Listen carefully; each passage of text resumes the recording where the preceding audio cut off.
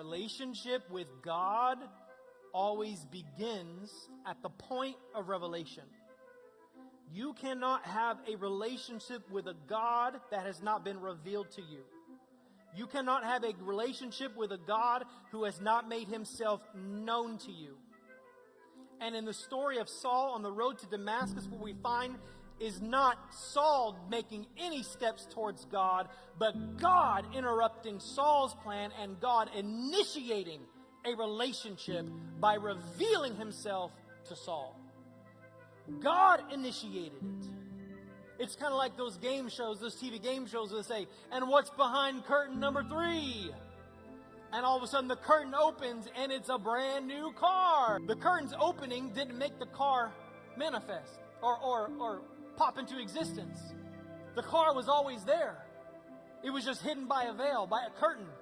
And the pulling back of the curtain only revealed what had always been there. And that's what God does when he reveals himself and revelation comes.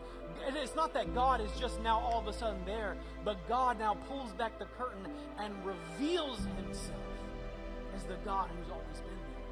The only reason you know anything about God is because he opened your mind and stepped in and revealed himself to you.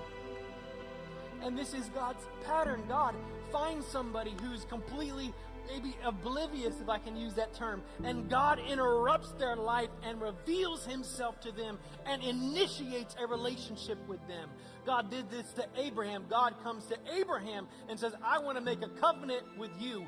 God did this to Jacob. When Jacob is asleep, all of a sudden he has a vision of angels going up and down a ladder into heaven. God does this with Moses. Moses is on the backside of the wilderness, and all of a sudden a fiery burning bush breaks out and begins to speak to Moses out of the bush. God did this to Samuel, and Samuel is a little boy sleeping in the temple, and all of a sudden he hears a voice saying, Samuel.